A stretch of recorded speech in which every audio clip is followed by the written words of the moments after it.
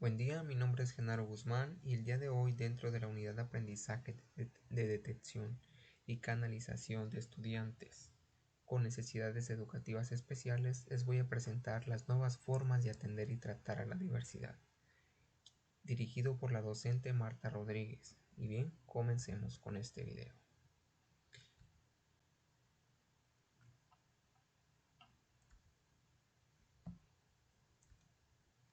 Las nuevas formas de atender y tratar la diversidad. Me interesa iniciar esta presentación con esta frase: la uniformidad es la muerte, la diversidad es la vida.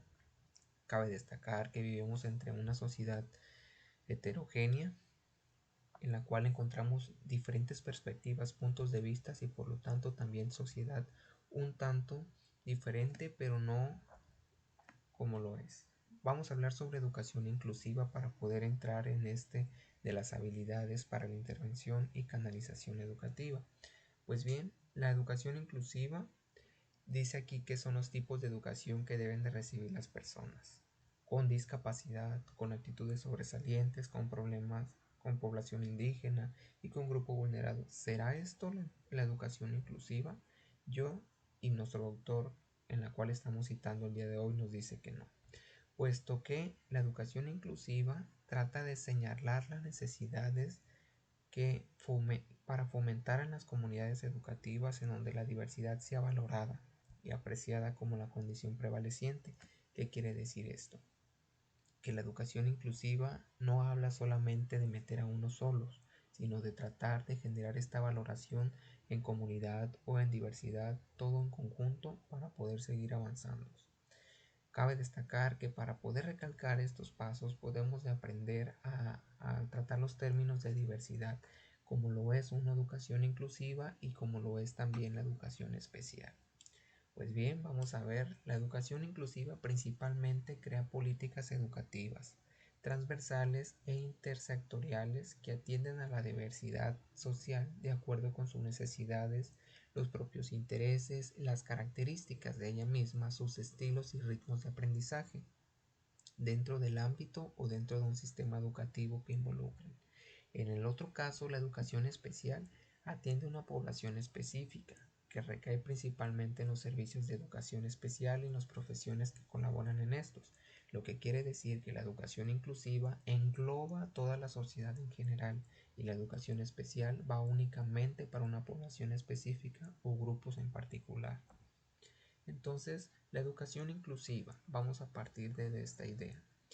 Ella se encarga de brindar el acceso, la permanencia, la participación y el aprendizaje para las personas en general, como todos aquellos que permanezcan y sean excluidos, marginados o en riesgo. Se trata de que llegue toda esta educación a todas estas personas, a todas las personas que llegan a ser excluidas, marginadas o están en riesgo, implementando o desarrollando diferentes acciones que trata de generar una disminución en las barreras para que pueda llegar esta educación a todos, como lo pueden ser en el aprendizaje y en la participación, como también los contextos. Sabemos que los diferentes contextos están compuestos por diferentes etnias, por diferentes comunidades y por diferentes contextos en particulares que pueden formar parte de una barrera para el aprendizaje. Además que también se trata de conformar una equidad con justicia, con igualdad e interdependencia, con el fin de que la educación llegue a todos y cada uno de ellos. ¿Cómo atender a la diversidad entonces? Pues bien, lo importante aquí es generar una flexibilización en la programación didáctica, lo que quiere decir esto que poder propiciar y generar ambientes de respeto, así como también utilizar diversos formatos de aprendizaje, como potenciar la creatividad del alumnado y buscar el compromiso del estudiante. Recordemos que un alumno motivado es donde más aprendizaje y más experiencia positiva vamos a estar generando. Pero cabe destacar que la Ley General de Educación se encuentra detrás de todo esto, y en particularmente en el artículo 41, en donde nos marca que los alumnos cuentan con diferentes discapacidades, con diferentes actitudes sobresalientes y al igual como también otras consideraciones. Lo que quiere decir que un alumno con discapacidad, según el artículo 41 de esta ley, es que contiene una razón adquirida y tiene una más deficiencias. Una persona con discapacidad es la persona que posee deficiencias de carácter físico o mental, como lo puede ser también intelectual o sensorial, ya sea de manera permanente o temporal.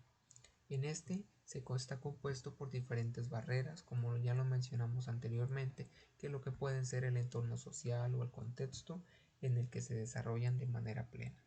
Además, como también las actitudes sobresalientes. En ellas son los que destacan los alumnos significativamente en grupos sociales o educativos, y tenemos 5 de ellos, como lo es el intelectual, el creativo, el socioafectivo, el artista y el psicomotriz. Y también existen otras consideraciones, como lo son los alumnos con otras condiciones, como lo puede ser el trastorno del aspecto autista, las dificultades severas del aprendizaje y como también de conductas o de comunicación. Vamos a ir entonces ahora con la terminología para referirse a personas con discapacidad.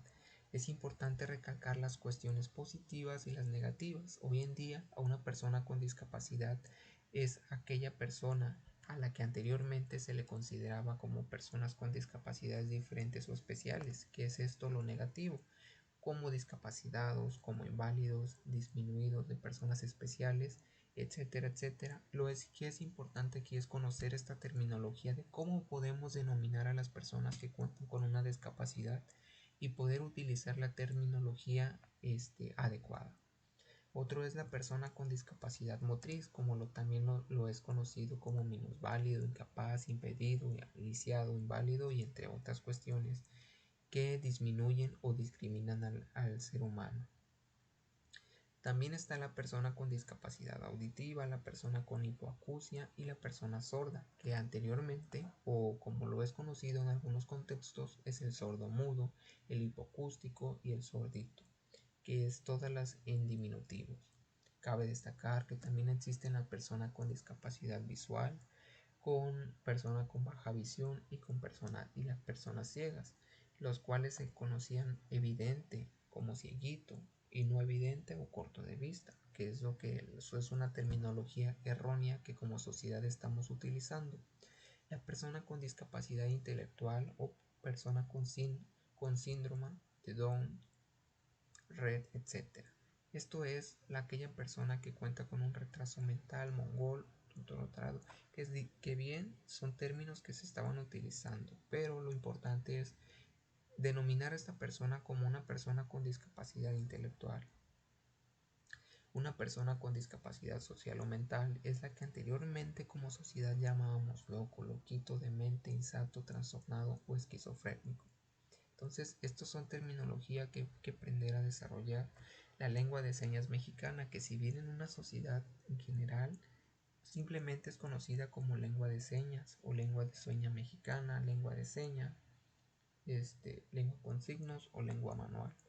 Y también tenemos aquella persona con trastorno del aspecto autista o persona con autismo o con Asperger, la cual muchas personas le denominan erróneamente como autista, el autista deficiente, tarado o el rarito. Entonces es muy importante también saber denominar a aquellas personas con actitudes sobresalientes, como lo puede ser la persona superdotado, genio, sobrecito, intelectual o listo, que si bien la terminología necesaria o adecuada es simplemente una persona con actitudes sobresalientes. Para finalizar, las diferencias nos enriquecen y el respeto nos une. Es importante culminar con esta frase. Para nosotros poder generar una sociedad en donde podamos reflexionar, en donde podamos generar estas cuestiones terminológicas y la valoración y el respeto a las personas con discapacidades, es importante saber que las diferencias también nos unen, que nos enriquecen y el respeto nos fortalece, así como también nos une, nos nutre y nos va permitiendo tener una sociedad mayor, con mayores aprendizajes y con mayores oportunidades socialmente. Entonces, aquí les muestro mis acervos de consulta y muchas gracias por ver este video.